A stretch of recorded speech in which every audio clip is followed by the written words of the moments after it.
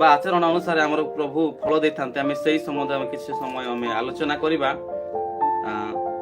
ମୋ ସହିତ ଖୋଲନ୍ତୁ ପୁରା ନୂତନ ନିୟମର 2 କରନ୍ଥୀୟ ତାର 5 ପର୍ବ ତାର 17 ପଦରେ ଗୋଟେ ବିଷୟ ଲେଖାଯାଏ। ମୁଁ ପୂର୍ବ ଦିନ ମାନଙ୍କର এই ବିଷୟ ମୁଁ ପଠନ କରିଥିଲି, ଆଉ ପୁନର୍ବାର ମୁଁ ସେଇ ବିଷୟକୁ ପଠନ କରିବାକୁ ଚାହେଁ ଯେ এই ବାକ୍ୟରେ এই ପ୍ରକାର ଲେଖାଯାଏ, ଏଣୁ ଯଦି କେହି ଖ୍ରୀଷ୍ଟଙ୍କ ଠାରେ ଅଛି ତେବେ ସେ ନୂତନ ସୃଷ୍ଟି ହୋଇଅଛି, ପୁରାତନ ବିଷୟ ସବୁ ଲୋପ ପାଇଅଛି, ଦେଖ ନୂତନ ବିଷୟ ସବୁ ହୋଇଅଛି।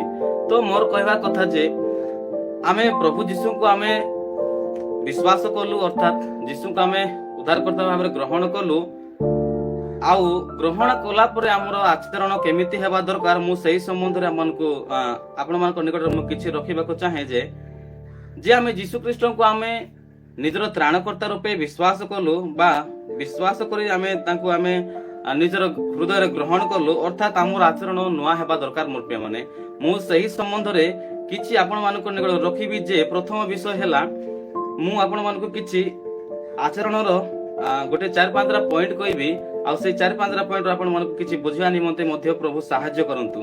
ଯେ ଆମେ ସର୍ବପ୍ରଥମେ ଦେଖିବା ଯେ ଆମେ ପ୍ରଭୁ ଯୀଶୁକୁ ଆମେ ବିଶ୍ୱାସ କଲୁ, ତା ଅର୍ଥାତ୍ ଆମେ ଆମର ଆଚରଣ କେମିତି ହେବା ଦରକାର। ମୋର ପ୍ରିୟମାନେ, ଆମେ କଣ ସେ ପୁରାତନ ବିଷୟ ସବୁ ବର୍ତ୍ତମାନ ମଧ୍ୟ କଣ ସେଇ ପୁରାତନ ଆଚରଣକୁ ଆମେ କରୁଛୁ, ନା ଆମେ ପ୍ରଭୁ ଯୀଶୁଙ୍କୁ ଆମେ ଗ୍ରହଣ କରି କଣ ନୂଆ ବିଷୟ ଆମେ କରୁଛୁ?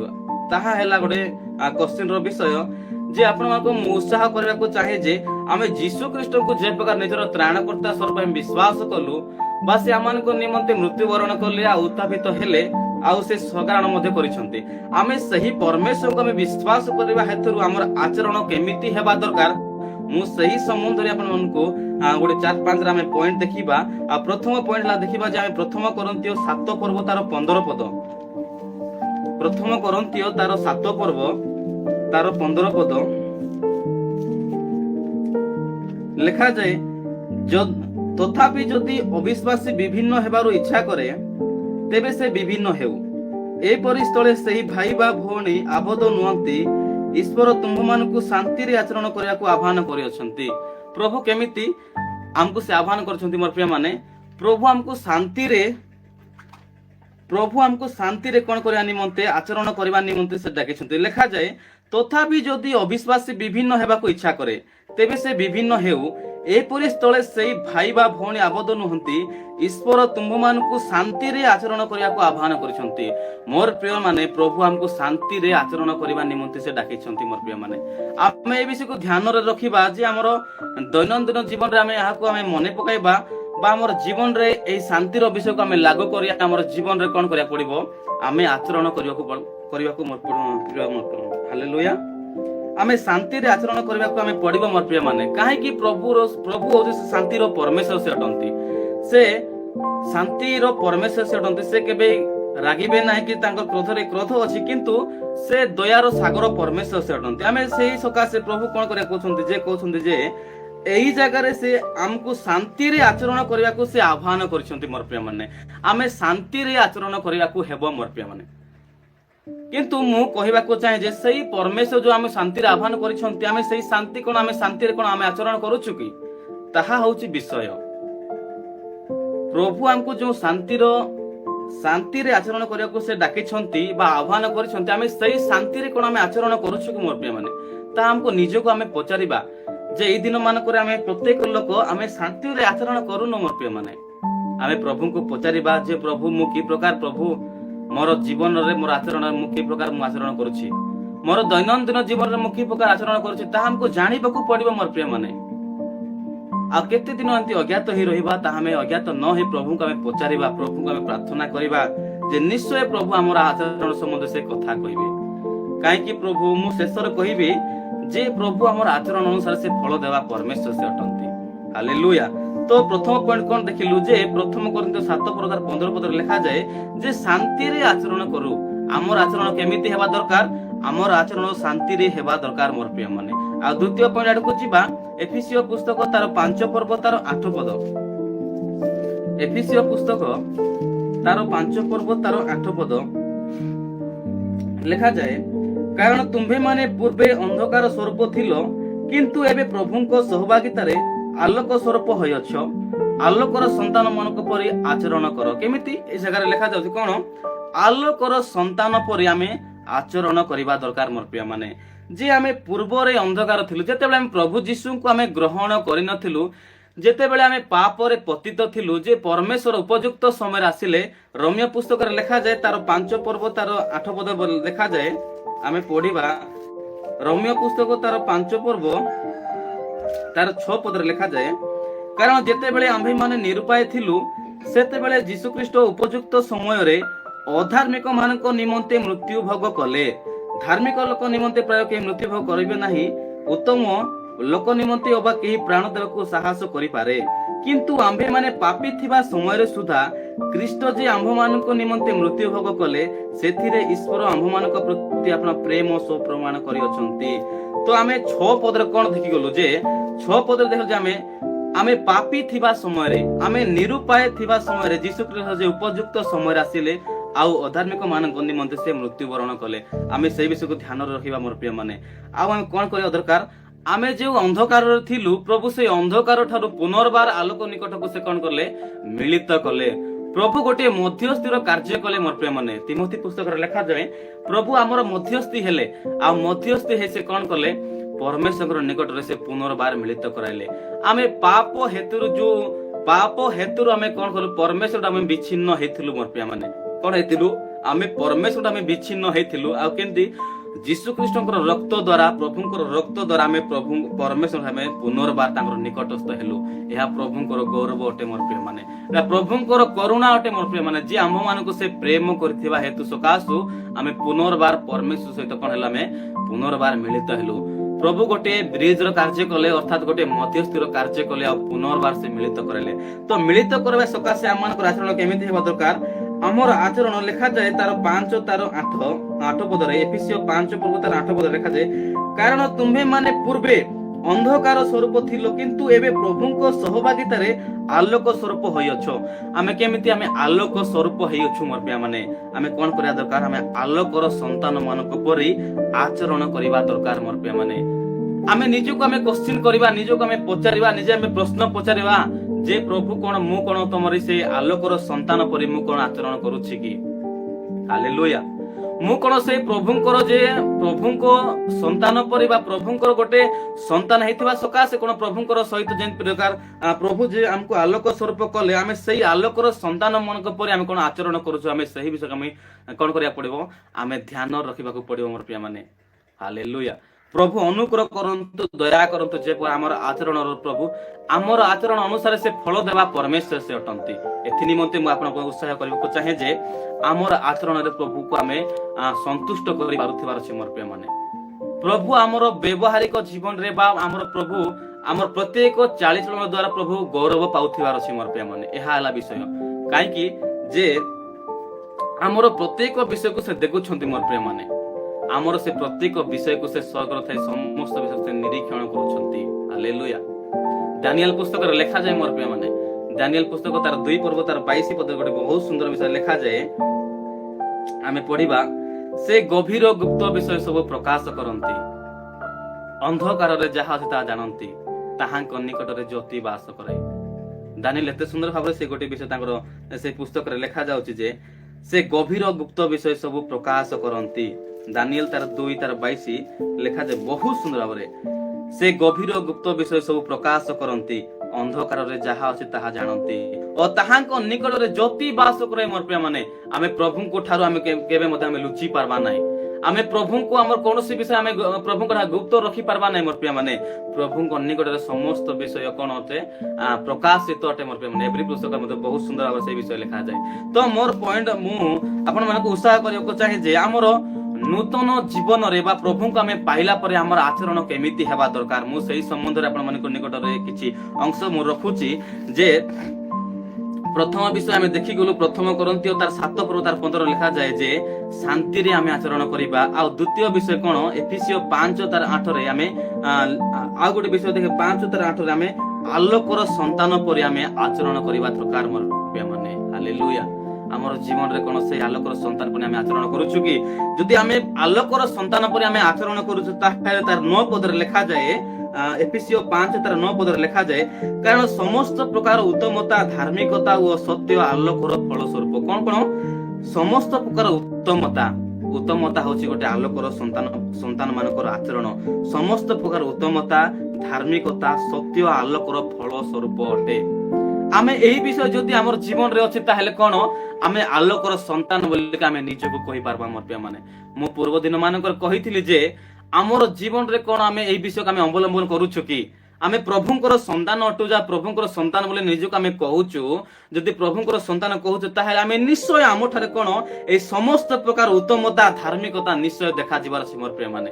ତେବେ ଯାଇକି ଗୋଟେ ଆମେ ପ୍ରଭୁଙ୍କର ସନ୍ତାନ ଆମେ କହିପାରବା। କାରଣ ଯଦି ନ ଦେଖାଯିବ, ଏଇ ବିଷୟ ସବୁ ନ ଦେଖାଯିବ ତାହେଲେ ଆମେ ପ୍ରଭୁଙ୍କର ସନ୍ତାନ ଆମେ କେବେ ମଧ୍ୟ କହିପାରବା ନାହିଁ ମୋର ପ୍ରିୟ ମାନେ। ହାଲେଲୁୟା। ପ୍ରଭୁ ବାକ୍ୟକୁ ବୁଝିବା ନିମନ୍ତେ ସାହାଯ୍ୟ କରନ୍ତୁ। ଆଉ ଗୋଟେ ବିଷୟ ଆମେ ଦେଖିବା, ତୃତୀୟ ପଏଣ୍ଟ, ଏଫେସିୟ ପୁସ୍ତକ ତାର 5 ପର୍ବ ତାର 2 ପଦ, ଖ୍ରୀଷ୍ଟ ଯେପରି ତୁମ୍ଭମାନଙ୍କୁ ପ୍ରେମ କଲେ ପୁଣି ଆମ୍ଭମାନଙ୍କ ନିମନ୍ତେ ଈଶ୍ୱରଙ୍କର ଉଦ୍ଦେଶ୍ୟରେ ସୁଗନ୍ଧି ନୈବେଦ୍ୟ ବଳି ସ୍ୱରୂପେ ଆପଣାକୁ ଉତ୍ସର୍ଗ କଲେ। କେମିତି ସେ ଆପଣାକୁ ନୈବେଦ୍ୟ ବଳି ସ୍ୱରୂପେ ଆପଣାକୁ ସେ ଉତ୍ସର୍ଗ କଲେ, ସେହିପରି ପ୍ରେମରେ ଆଚରଣ କର। କେମିତି এই জায়গায় আমি প্রেমর বিষয় আমি দেখি পাচ্ছু মোর প্রিয় মানে। কেমিতি আমার আচরণ কেমিতি হেবা দরকার যে আমি প্রভুঙ্কর সন্তানটু বা প্রভুঙ্ক ঠারে যদি আমি যদি লাগিকিরি অছু, তাহা হেলে আমার আচরণরে কোন করিয়া দরকার, আমার আচরণরে প্রেমরে আমি আচরণ করিবা দরকার মোর প্রিয়। লেখাতে বহু সুন্দর ভাবে, খ্রিস্ট যেপরি তুম্ভমানଙ୍କୁ প্রেম কলে আমি পরমেশ্বরଙ୍କୁ প্রেম কলি, তাহা প্রেম কলু তাহা নয় মোর প্রিয় মানে। প্রভু আমକୁ ସେ ପ୍ରେମ କଲେ। ଖ୍ରୀଷ୍ଟ ଯେପରି ତୁମ୍ଭମାନଙ୍କୁ ପ୍ରେମ କଲେ ପୁଣି ଆମ୍ଭମାନଙ୍କ ନିମନ୍ତେ, କା ନିମନ୍ତେ? ଆମ୍ଭମାନଙ୍କ ନିମନ୍ତେ ଈଶ୍ୱରଙ୍କର ଉଦ୍ଦେଶ୍ୟରେ, ସେ ପ୍ରଭୁଙ୍କର ବା ଈଶ୍ୱରଙ୍କର ଉଦ୍ଦେଶ୍ୟରେ ନିଜକୁ ସେ କଣ କଲେ? ସୁଗନ୍ଧି ନୈବେଦ୍ୟ ବଳି ସ୍ୱରୂପେ ଆପଣଙ୍କୁ ସେ ଉତ୍ସର୍ଗ କଲେ। ଆଉ ସେଥି ସକାଶେ ସେହିପରି ପ୍ରେମରେ ଆଚରଣ କର। ଆମର ଆଚରଣରେ ପ୍ରେମ ଦେଖାଯିବାର ଅଛି ମୋର ପ୍ରିୟ ମାନେ। এই প্রেম বিষয় বহুত মাত্রাରେ কোন লোপ হেବାକୁ যাଉଛି, লোপ ହେଉଛି ମୋର ପ୍ରିୟ ମାନେ। এই ପ୍ରେମ ଦେଖା ଯାଉନି ଆମର ଖ୍ରୀଷ୍ଟିଆନ ଜୀବନ ମାନଙ୍କ, ଖ୍ରୀଷ୍ଟିଆନ ଭାଇ ଭଉଣୀ ମାନଙ୍କ ମଧ୍ୟରେ এই ପ୍ରେମ ଦେଖା ଯାଉନାହିଁ। ଅନ୍ୟ ମାନଙ୍କ ପ୍ରତି ଆମର ପ୍ରେମ ଦେଖା ଯାଉନାହିଁ ମୋର ପ୍ରିୟ ମାନେ। ଆମେ ସେହି ପ୍ରେମକୁ ଆମେ, କାରଣ ପ୍ରଭୁ ଆମକୁ ସେ ପ୍ରେମ କରିବା ନିମନ୍ତେ ଶିଖାଇଛନ୍ତି ମୋର ପ୍ରିୟ ମାନେ। ଆମେ ସେହି ପ୍ରେମକୁ ଆମେ ବଜାୟ ରଖିବା। ଏଫେସିୟ ପୁସ୍ତକରେ ନେଇକି ସେ ଲେଖାଯାଏ, ତୁମର ଆଦ୍ୟ ପ୍ରେମ ତମେ କଣ କରୁଛ? ତମେ ପରିତ୍ୟାଗ କରିଅଛ। ଏଫେସିୟ ପ୍ରକାଶିତ ପୁସ୍ତକ, ପ୍ରକାଶିତ ପୁସ୍ତକରେ ବହୁତ ସୁନ୍ଦର ଭାବରେ ସେଇ ଜାଗାରେ ମଧ୍ୟ ସେ ପ୍ରେମ ସମ୍ବନ୍ଧରେ ଲେଖାଯାଏ। ସେ ଏଫେସିୟ ପୁସ୍ତକ, ପ୍ରକାଶିତ ପୁସ୍ତକ, ପ୍ରକାଶିତ ବାକ୍ୟ ତାର 2 ପର୍ବ ତାର 4 ପଦରେ ଲେଖାଯାଏ ଯେ ଏଫେସିର ମଣ୍ଡଳୀୟ ଲୋକମାନଙ୍କୁ ସେ କହୁଛନ୍ତି ଯେ ତଥାପି ତୁମ୍ଭ ବିରୁଦ୍ଧରେ ଆମ୍ଭର ଏହି କଥା ଅଛି, ତୁମ୍ଭେ ଆପଣା ଆଦ୍ୟ ପ୍ରେମ ପରିତ୍ୟାଗ କରିଅଛ। ଆମର କଣ ସେଇ ଆମେ ଆଦ୍ୟ ପ୍ରେମ କଣ ଆମେ ପରିତ୍ୟାଗ କରିଅଛୁ କି ମୋର ପ୍ରିୟ ମାନେ? ଆମେ ନିଜକୁ ଆମେ କ୍ୱେଶ୍ଚିନ କରିବା, ନିଜକୁ ଆମେ ବିବେଚନା କରିବା, ପ୍ରଭୁଙ୍କ ଠାରେ ଆମେ ପ୍ରାର୍ଥନା କରିବା ମୋର ପ୍ରିୟ ମାନେ। ନିଜକୁ ଆମେ ସମୀକ୍ଷା କରିବା, କାରଣ ସମୀକ୍ଷାର ଦିନ ଅଟେ ମୋର ପ୍ରିୟ ମାନେ। ଆମେ ସେଇ ପ୍ରେମକୁ ଆମେ କେବେ ମଧ୍ୟ ଶିଥିଳ କରିବାକୁ ଦେବା ନାହିଁ। ଆମେ ସେଇ ପ୍ରେମକୁ ନିଜକୁ ଆମେ ଉତ୍ତପ୍ତ କରି ସେ ପ୍ରେମରେ ଆମେ ଆଚରଣ କରିବା ମୋର ପ୍ରିୟ ମାନେ। ଯେ ପରମେଶ୍ୱର ସେ ମହାନ ପରମେଶ୍ୱର ସେ ଅଟନ୍ତି। କାହିଁକି ଯଦି ଆମକୁ ସେ ପ୍ରେମ କରୁଛନ୍ତି ମୋର ପ୍ରିୟ ମାନେ, ଆମର ଆଚରଣ କଣ ହେବା ଦରକାର? ଆମର ଆଚରଣରେ ପ୍ରେମ ଦେଖାଯିବାର ଅଛି ମୋର ପ୍ରିୟ ମାନେ। ଆଉ ଗୋଟେ ଆମେ ବାକ୍ୟ ଦେଖିବା, କଲୋସ୍ୟ ପୁସ୍ତକ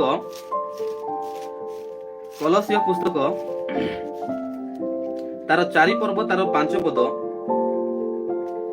ସୁଯୋଗର ସଦ୍ବ୍ୟବହାର କରି ବାହାରର ଲୋକମାନଙ୍କ ନିକଟରେ ବୁଦ୍ଧି ସହ ଆଚରଣ କର। କେମିତି? ଏଠି ବହୁତ ସୁନ୍ଦର ଭାବରେ ଲେଖା ଯାଉଛି ଯେ କଲୋସ୍ୟ ପୁସ୍ତକରେ ଏଠି ପ୍ରେରିତ ପାଉଲ ବହୁତ ସୁନ୍ଦର ଭାବରେ ଲେଖୁଛନ୍ତି ଯେ ସୁଯୋଗର ସଦ୍ବ୍ୟବହାର କରି ବାହାର ଲୋକମାନଙ୍କ ନିକଟରେ ବୁଦ୍ଧି ସହ ଆଚରଣ କର। ଆମେ କଣ? ଆମେ ବୁଦ୍ଧି ସହ ଆମେ ଆଚରଣ କରୁଛୁ କି? ମୁଁ ଆପଣଙ୍କୁ ଉତ୍ସାହ କରିବାକୁ ଚାହେଁ ଯେ ଆମେ ବୁଦ୍ଧି ସହ କଣ ଆମେ ଆଚରଣ କରୁଛୁ କି ମୋର ପ୍ରିୟ ମାନେ। ଆମେ ଅନେକ ସମୟରେ ଅନେକ ମାନଙ୍କ ନିକଟରେ ଆମେ ଅନେକ ଆମେ ବ୍ୟବହାର କରିଥାଉ ବା ଅନ୍ୟ ମାନଙ୍କ ନିକଟରେ ଆମର ଆଚରଣ ଭଲ ଦେଖା ଯାଉନଥାଏ ମୋର ପ୍ରିୟ ମାନେ। ତାହାଙ୍କର ଦୃଷ୍ଟିରେ ଆମର ଆଚରଣ ଖରାପ ଦେଖାଯାଉଛି। କାହିଁକି? ଆମେ ବୁଦ୍ଧି ସହ ଆଚରଣ କରିବାକୁ ପଡିବ। କାହିଁକି? ଯଦି ଆମେ ବୁଦ୍ଧି ସହ ଆଚରଣ କରିବା ତାହେଲେ ପ୍ରକୃତ ଭାବରେ ଗୋଟେ ଆମେ ଖ୍ରୀଷ୍ଟୀୟ ସନ୍ତାନ ଆମେ କହିପାରିବା ଆମର ପ୍ରିୟ ମାନେ। ବହୁତ ସୁନ୍ଦର ଲେଖାଯାଉଛି ସୁଯୋଗର ସଦ୍ବ୍ୟବହାର କରିବାକୁ ପଡିବ। କାରଣ ଯଦି ସୁଯୋଗର ସଦ୍ବ୍ୟବହାର ନ କରି ଯଦି ଆମେ କରିବା ତାହେଲେ ଆମର ଜୀବନରେ ଆମେ ଆଶୀର୍ବାଦ ପ୍ରାପ୍ତ ହେଇପାରିବା ନାହିଁ ବା ପ୍ରଭୁଙ୍କର ଗୋଟେ ସନ୍ତାନ ଆମେ ନିଜକୁ ଆମେ କହିପାରିବା ନାହିଁ। ସୁଯୋଗର ସଦ୍ବ୍ୟବହାର କରି ବାହାର ଲୋକମାନଙ୍କ ନିକଟରେ, କାହା ନିକଟରେ? ଆମେ ଘରେ ନାହିଁ କି ଆମର ଘରେ ନାହିଁ, ନିଜର ପରିବାର ନାହିଁ, କିନ୍ତୁ ଆମର ବାହାର ଲୋକମାନଙ୍କ ନିକଟରେ, ଆମର ଚତୁଃପାର୍ଶ୍ୱ ଲୋକମାନଙ୍କ ନିକଟରେ, ଆମର ପ୍ରତିବାସୀ ମାନଙ୍କ ନିକଟରେ କଣ ହେବାକୁ ପଡିବ? ସୁଯୋଗର ସଦ୍ବ୍ୟବହାର କରି ବାହାର ଲୋକମାନଙ୍କ ନିକଟରେ ବୁଦ୍ଧି ସହ ତମେ ଆଚରଣ କର। ଆମର ଆଚରଣରେ ମଧ୍ୟ କଣ ବୁଦ୍ଧି ସହ ଆମେ ଆଚରଣ କରିବାକୁ ଦରକାର ମୋର ପ୍ରିୟ ମାନେ। ମୁଁ ଆପଣଙ୍କୁ ଉତ୍ସାହ କରିବାକୁ ଚାହେଁ ଯେ ଆପଣ ମାନେ ଏହି ବିଷୟକୁ ଆମେ ଧ୍ୟାନରେ ରଖିବା ଯେ ଆମର ଆଚରଣରେ ଶାନ୍ତିର ସହ ପ୍ରେମର ସହ ଆଉ ବୁଦ୍ଧିର ସହ ଆମେ ଆଚରଣ କରିବା। କାହିଁକି ମୁଁ ଶେଷରେ ଆପଣମାନଙ୍କୁ ଗୋଟେ ପଦ ପଢାଇବି ଯେ କହିବି ସେହି ବିଷୟରେ ଆଚରଣ ସମ୍ବନ୍ଧରେ ଗୋଟେ ବହୁତ ସୁନ୍ଦର ସେହି ବିଷୟରେ ଲେଖା ଯାଉଛି। ହାଲେଲୁୟା। ତ କଣ ପ୍ରଥମେ ଶାନ୍ତିର ସହ ଆଚରଣ କରୁ ଆଉ ପ୍ରେମରେ ଆଉ ବୁଦ୍ଧି ସହ। ଆଉ ଗୋଟେ ବିଷୟ ଦେଖିବା ଯେ ପଞ୍ଚମ ବିଷୟ ଗାଲାତୀୟ ପୁସ୍ତକ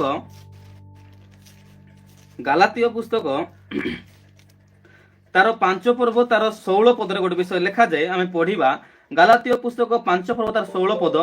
ମୋହର ଭାବ ଏହି ଆତ୍ମାଙ୍କ ଦ୍ୱାରା ଆଚରଣ କର, ତାହା ହେଲେ ତୁମ୍ଭେ ମାନେ ଶରୀରର ଅଭିଳାଷ ପୂର୍ଣ୍ଣ କରିବ ନାହିଁ। ପ୍ରେରିତ ପାଉଲ ଗାଲାତୀୟ ମଣ୍ଡଳୀକୁ ମଧ୍ୟ ଏହି ଗୋଟେ ବିଷୟ କହୁଛନ୍ତି ଯେ ମୋହର ଭାବ ଏହି, କାହାର? ପାଉଲଙ୍କର ଭାବ ଏହି ଯେ ଆତ୍ମାଙ୍କ ଦ୍ୱାରା ତମେ କଣ କର? ତମେ ଆଚରଣ କର। ତାହା ହେଲେ ତୁମ୍ଭେ ମାନେ ଶରୀରର ଅଭିଳାଷ ତମେ ପୂର୍ଣ୍ଣ କରିବ ନାହିଁ। ଯଦି ଆମେ ଆତ୍ମାଙ୍କ ଦ୍ୱାରା ଯଦି ଆମେ ଆଚରଣ କରିବା ନାହିଁ ତାହେଲେ ଆମେ କଣ କରିବା? ଆମେ ଶରୀରର ଅଭିଳାଷକୁ ଆମେ ପୂର୍ଣ୍ଣ କରିବା ମୋର ପ୍ରିୟ ମାନେ। ଆମେ ଶରୀରର ଅଭିଳାଷକୁ ଆମେ ପୂର୍ଣ୍ଣ କରିବା ନାହିଁ, ଆମେ ଆତ୍ମାଙ୍କ ଦ୍ୱାରା ଆମେ ଆଚରଣ କରିବା ଦରକାର ମୋର ପ୍ରିୟ ମାନେ।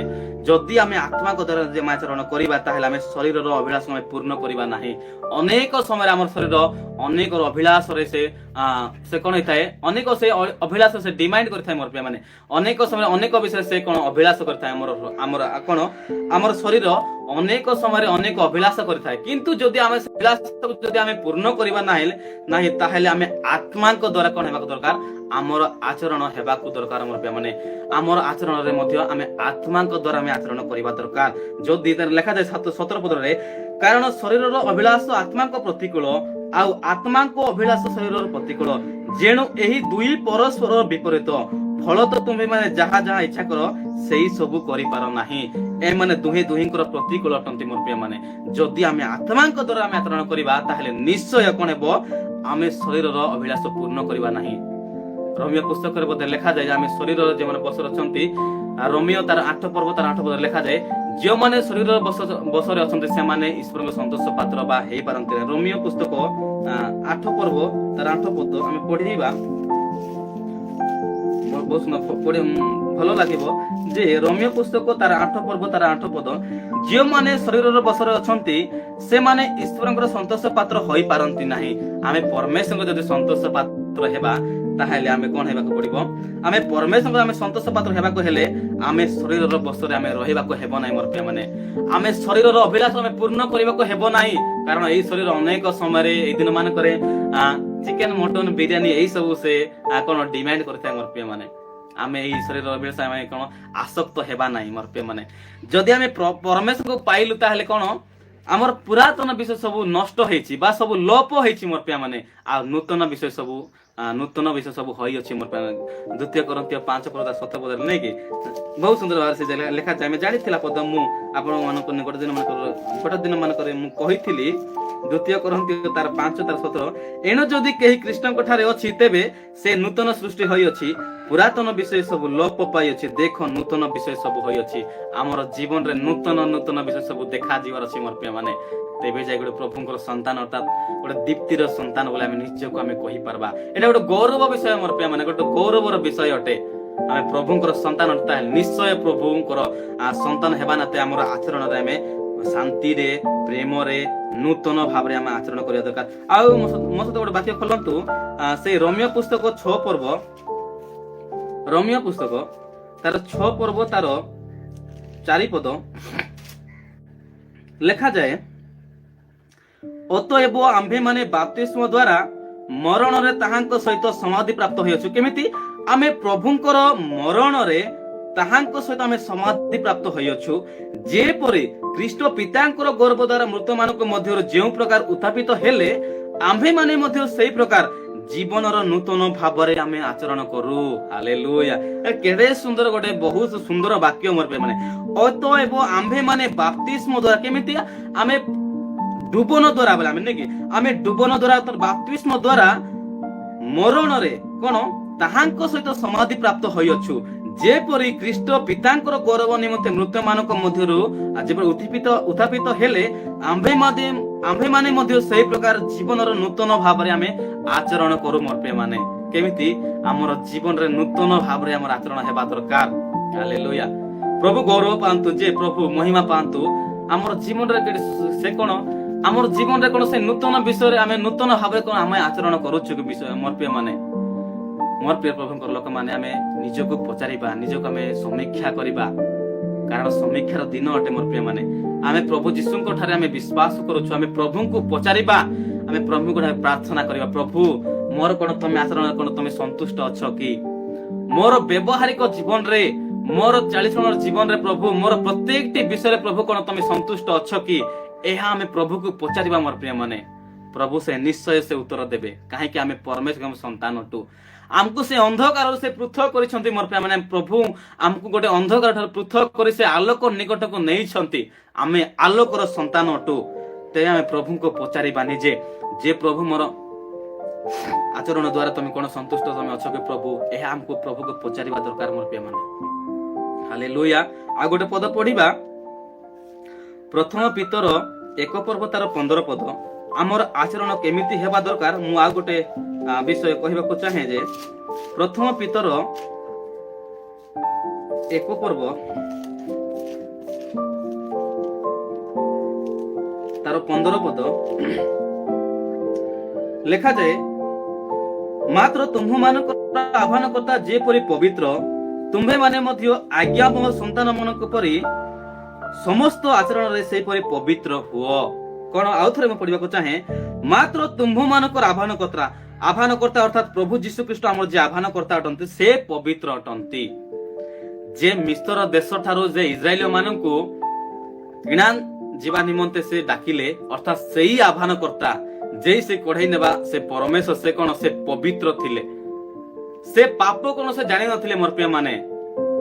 ତାହାଙ୍କର ନିକଟରେ କୌଣସି ପାପ ନଥିଲା। ସେଇ ପରମେଶ୍ୱର ସେ ପବିତ୍ର ଅଟନ୍ତି। ଲେଖାଯାଏ, ମାତ୍ର ତୁମ୍ଭମାନଙ୍କର ଆହ୍ୱାନକର୍ତ୍ତା, ଯେ ଆମର ଆହ୍ୱାନକର୍ତ୍ତା, ଯେ ଆମକୁ ଡାକିଛନ୍ତି ସେ କଣ ସେ ପବିତ୍ର ଅଟନ୍ତି ମୋର ପ୍ରିୟମାନେ। ତୁମ୍ଭେମାନେ ମଧ୍ୟ ଆଜ୍ଞାବହ ସନ୍ତାନ ମାନଙ୍କ ପରି ସମସ୍ତ ଆଚରଣରେ ସେହିପରି ପବିତ୍ର ହୁଅ। ଆମ୍ଭେମାନେ ଆଜ୍ଞାବହ ସନ୍ତାନ ମାନଙ୍କ ପରି ହେବା ମୋର ପ୍ରିୟମାନେ। ଅନାଜ୍ଞାବହ ସନ୍ତାନ ମାନଙ୍କ ପରି ଆମେ ନ ହୋଇ ଆମେ ଆଜ୍ଞାବହ ସନ୍ତାନ ମାନଙ୍କ ପରି ଆମେ ଆଚରଣରେ ପବିତ୍ର ହେବା, କାରଣ ଆମର ପ୍ରଭୁ ସେ ପବିତ୍ର ଅଟନ୍ତି। ତାହାଙ୍କ ନିକଟରେ କୌଣସି ପାପ ନଥିଲା। ହାଲେଲୁୟା, ପ୍ରେଜ୍ ଦ ଲର୍ଡ। ଏଟା ବହୁତ ବଡ ସୁନ୍ଦର ବିଷୟ ମୋର ପ୍ରିୟମାନେ। ମୁଁ ଆପଣମାନଙ୍କୁ ଉତ୍ସାହ କରିବାକୁ ଚାହେଁ ଯେ ଆମର ଜୀବନରେ ଆମେ କେମିତି ଆମେ ଆଚରଣ କରିବା, ତାହା ହେଲା ଆମେ ପବିତ୍ର ଭାବରେ ଆମେ ଆଚରଣ କରିବାକୁ ଦରକାର ମୋର ପ୍ରିୟମାନେ। ଯଦି ଆମର ଜୀବନରେ ପବିତ୍ର ନାହିଁ, ତାହେଲେ ପ୍ରଭୁ ଆମ ଠାରେ କେବେ ମଧ୍ୟ ସେ ରହିବେ ନାହିଁ ମୋର ପ୍ରିୟମାନେ। ଯଦି ଆମର ଭିତରେ ପବିତ୍ର ନାହିଁ, ସେଇ ଧାର୍ମିକତା ସେ ପବିତ୍ରତା ନାହିଁ, ତାହେଲେ ଆମର ସେ ହୃଦୟ ମନ୍ଦିରରେ ସେ କେବେ ରହିବେ ନାହିଁ ମୋର ପ୍ରିୟମାନେ। ଯୋଉ ପ୍ରଭୁ ଆମର ଯୋଉ ହୃଦୟରେ ରହିବେ, ତାହେଲେ ଆମର ହୃଦୟ ପବିତ୍ର ହେବା ଦରକାର। ଧାର୍ମିକତାରେ ଆମର ହୃଦୟ ରହିବା ଦରକାର ମୋର ପ୍ରିୟମାନେ। ଆଉ ପବିତ୍ର ଭାବରେ ଆମର ଆଚରଣ ହେବାକୁ ଦରକାର ମୋର ପ୍ରିୟମାନେ। କାହିଁକି ଗୀତରେ ଲେଖାଯାଏ, ମେରା ଉଠନା ବେଠନା ପ୍ରଭୁ ତମକୁ ଭାତା ରହେ ବୋଲିକି ଗୋଟେ ଗୀତ ଲେଖା ଅଛି, ନାଇଁ କି? ଗୋଟେ ବହୁତ ସୁନ୍ଦର ଭାବେ ସେ ଗୀତ, ମେରା ଉଠନା ବେଠନା ଭାତା ରହେ। ପ୍ରଭୁକୁ ଆମର ପ୍ରତ୍ୟେକ ବିଷୟକୁ ପ୍ରଭୁ କଣ କରିବା ଦରକାର? ପ୍ରଭୁ ଆମର ପ୍ରତ୍ୟେକଟି ବିଷୟରେ ସେ ସନ୍ତୁଷ୍ଟ ହୋଇପାରୁଥିବାର ମୋର ପ୍ରିୟମାନେ। ଏହା ହେଲା ବିଷୟ। ଏହା ହେଲା ଆମର କହିବାର ତାତ୍ପର୍ଯ୍ୟ ଯେ ପ୍ରଭୁ ଆମର ସମସ୍ତ ବିଷୟରେ, ନାଇଁ କି, ଆମର ଖାଇବାର, ଉଠିବାର, ବସିବାରେ ସମସ୍ତ ବିଷୟରେ ସେ ଗୌରବ ପାଉଥିବାର ଅଛି, ଆଉ ସେ ଖୁସି ହଉଥିବାର ଅଛି ମୋର ପ୍ରିୟମାନେ। ହାଲେଲୁୟା। ପ୍ରଭୁଙ୍କ ନାମରେ ଧନ୍ୟବାଦ ଯେ ଆମେ ଖ୍ରୀଷ୍ଟଙ୍କୁ ଆମେ ପରିଧାନ କରିଅଛୁ। ରୋମିଓ ପୁସ୍ତକ ତାର 13 ପର୍ବ ତାର 14 ପଦରେ ଗୋଟେ ବିଷୟ ଲେଖାଯାଏ। ରୋମିଓ ପୁସ୍ତକ 13 ତାର 13 ପର୍ବ ତାର 14 ପଦରେ ଲେଖାଯାଏ, ପୁଣି ପ୍ରଭୁ ଯୀଶୁ ଖ୍ରୀଷ୍ଟଙ୍କୁ ତୁମ୍ଭେମାନେ ବସ୍ତ୍ର ରୂପେ ପରିଧାନ କର, ଆଉ କୁଅଭିଳାଷ ଉଦ୍ରେକ କରିବା ସକାଶେ ଶରୀରର ନିମନ୍ତେ ଆୟୋଜନ କର ନାହିଁ। କଣ ଏ ଜାଗାରେ ମୁଁ ଆପଣ ମାନଙ୍କୁ ଗୋଟିଏ ପଏଣ୍ଟ ମନେ ରଖିବାକୁ ଚାହେଁ, ଯେ ଆମେ ଖ୍ରୀଷ୍ଟଙ୍କୁ କଣ ପ୍ରଭୁ ଯୀଶୁ ଖ୍ରୀଷ୍ଟଙ୍କୁ ତୁମ୍ଭେମାନେ ବସ୍ତ୍ର ରୂପେ ପରିଧାନ କର। ଆମେ ପ୍ରଭୁ ଯୀଶୁ ଖ୍ରୀଷ୍ଟଙ୍କୁ କଣ ଆମେ ନିଜର ବସ୍ତ୍ର ରୂପେ ପରିଧାନ କରିବାକୁ ପଡିବ ମୋର ପ୍ରିୟମାନେ। ଆମେ ତାଙ୍କର ବାପ୍ତିସ୍ମରେ କଣ ହେଇଛୁ, ଆମେ ନୂତନ ହେଇଛୁ ମୋର ପ୍ରିୟମାନେ। ଆମର ପ୍ରତ୍ୟେକ ବିଷୟ ସେ ଲୋପ ହେଇଛି, ଆଉ ନୂତନ ବିଷୟ ସବୁ ହୋଇଅଛି। ଏଥି ନିମନ୍ତେ କଣ ଆମେ ପ୍ରଭୁ ଯୀଶୁ ଖ୍ରୀଷ୍ଟଙ୍କୁ ଆମର ବସ୍ତ୍ର ରୂପେ ପରିଧାନ କରିବାକୁ ହେବ। କାରଣ ଆମେ ଯଦି ପରିଧାନ କରିଅଛୁ ତାହେଲେ ଆମର କଣ ଆମର ଆଚରଣରେ ମଧ୍ୟ କଣ ଶାନ୍ତି, ପ୍ରେମ ଆଉ ବୁଦ୍ଧି, ଆତ୍ମାରେ ଏହି ବିଷୟ ସବୁ କଣ ଆମର ଆଚରଣରେ ଦେଖାଯିବାର ଅଛି ମୋର ପ୍ରିୟ ମାନେ। ହାଲେଲୁୟା। ଆଉ ଶେଷରେ ଗୋଟିଏ ବିଷୟ ମୁଁ କହିବାକୁ ଚାହେଁ ଯେ ଆମର ଆଚରଣ ଅନୁସାରେ ମୁଁ କହୁଥିଲି ଆମର ଆଚରଣ ଅନୁସାରେ ପ୍ରଭୁ ସେ କଣ ସେ ଫଳ ଦେବା ପରମେଶ୍ୱର ସେ ଅଟନ୍ତି। ଜିରିମିୟ ପୁସ୍ତକ ଆମେ ପଢିବା, ଜିରିମିୟଙ୍କ ଭବିଷ୍ୟତ ପୁସ୍ତକ ତାର 17 ପର୍ବ ତାର 10 ପଦରେ ଗୋଟେ ବହୁତ ସୁନ୍ଦର ଭାବରେ ଲେଖାଯାଏ ଗୋଟେ ବିଷୟ। ଜିରିମିୟ ପୁସ୍ତକ ତାର 10 ପର୍ବ ତାର 17 ପଦ ତାର 10 ପଦ, ଆମ୍ଭେ ସଦା ପ୍ରଭୁ ପ୍ରତ୍ୟେକ ମନୁଷ୍ୟକୁ ତାହାର ଆଚରଣ ଅନୁସାରେ ତାହାର କର୍ମର ଫଳ ଦେବା ପାଇଁ ଅନ୍ତଃକରଣ ଅନୁସନ୍ଧାନ କରୁ, ଆମେ ମର୍ମ ପରୀକ୍ଷା କରୁ। ସେ ପ୍ରଭୁ ସେ କଣ ଅଟନ୍ତି? ସେ ମର୍ମ ପରୀକ୍ଷା କରିବାର ସେ ପରମେଶ୍ୱର ଅଟନ୍ତି। ସେ କହୁଛନ୍ତି ଆମ୍ଭେ ସଦା ପ୍ରଭୁ ପ୍ରତ୍ୟେକ ମନୁଷ୍ୟକୁ ତାହାର ଆଚରଣ ଅନୁସାରେ ତାହାର କର୍ମର ଫଳ ଦେବା ପାଇଁ ଅନ୍ତଃକରଣକୁ ସେ କଣ ସେ ଅନୁସନ୍ଧାନ କରନ୍ତି ମୋର ମାନେ। ଆମର ହୃଦୟକୁ ସେ ଅନୁସନ୍ଧାନ କରୁଛନ୍ତି, ସେ ଦେଖୁଛନ୍ତି ମୋର ମାନେ। ଆମକୁ ସେ କଣ ଆମର ମର୍ମକୁ ସେ ପରୀକ୍ଷା କରିବା ସେ ପରମେଶ୍ୱର ଅଟନ୍ତି। ସେଥି ନିମନ୍ତେ କଣ ଆମେ ଯଦି ପ୍ରଭୁଙ୍କ ଠାରୁ ଯାଇ ସେଇ ବିଚାର ଦିନରେ ଯଦି ଆମେ ସେ ଦଣ୍ଡର ପାତ୍ର ନ ହେବା, ଗୋଟେ ଆଶୀର୍ବାଦର ପାତ୍ର ହେବା ନିମନ୍ତେ ଆମର ଆଚରଣ କଣ ହେବା ଦରକାର? ନୂତନ ଭାବରେ ଆମେ ଆଚରଣ କରିବା ଦରକାର ମୋର ପ୍ରିୟ ମାନେ। ହାଲେଲୁୟା। ପ୍ରଭୁଙ୍କ ନାମରେ ଧନ୍ୟବାଦ ହଉ। ଆଉ ଏତେ ସୁନ୍ଦର ଭାବରେ ଆପଣ ମାନେ ମଧ୍ୟ ବାକ୍ୟ ଶୁଣିଥିବାରୁ ମୁଁ ଧନ୍ୟବାଦ ଦିଏ। ଆଉ ଯେପରି ପ୍ରଭୁଙ୍କର ଠାରେ ରୁହନ୍ତୁ ଆଉ ନିଜର ଜୀବନକୁ ସମୀକ୍ଷା କରନ୍ତୁ, ଆଉ ଯେ ପ୍ରକାର ପ୍ରଭୁଙ୍କ ଠାରେ ଥାଇ ଗୋଟେ ନୂତନ ଭାବରେ ନିଜର ଜୀବନକୁ ଆଚରଣ କରନ୍ତୁ। ଯେ ନିଜକୁ ପଚାରନ୍ତୁ ମୋର ପ୍ରିୟ ମାନେ, ଏଇଟା ପଚାରିବା ସମୟ ଗୋଟେ ସମୀକ୍ଷାର କରିବା ସମୟ। କାରଣ ଆଉ ସମୟ ନାହିଁ ମୋର ପ୍ରିୟ ମାନେ। କେତେ ଦିନ ଆମେ ଜଗିଥିବା, ଏ ପ୍ରକାର କେତେ ଦିନ ଜଗିଥିବା, ନିଜକୁ ଆମେ କେତେ ଦିନ ଅପେକ୍ଷାରେ ଥିବା ପ୍ରଭୁକୁ ପଚାରିବା ଯେ ପ୍ରଭୁ ମୋର କଣ ସମସ୍ତ ବିଷୟରେ ଅର୍ଥାତ୍ ମୋର ଆଚରଣରେ ତମେ ସନ୍ତୁଷ୍ଟ ପରମେଶ୍ୱର ଅଟ କି? ଆମେ ପ୍ରଭୁଙ୍କର ମୋର ଆଚରଣ ତମେ ସନ୍ତୁଷ୍ଟ ହଉଛ କି? ଆମେ ପ୍ରଭୁକୁ ପଚାରିବା ମୋର ପ୍ରିୟ ମାନେ। ସେ ପ୍ରଭୁ ସେ ଦୟାଶୀଳ ଅଟନ୍ତି, ସେ ନମ୍ରଶୀଳ ପ୍ରଭୁ ଅଟନ୍ତି। ନିଶ୍ଚୟ ସେ ଆମକୁ ଉତ୍ତର ଦେବେ।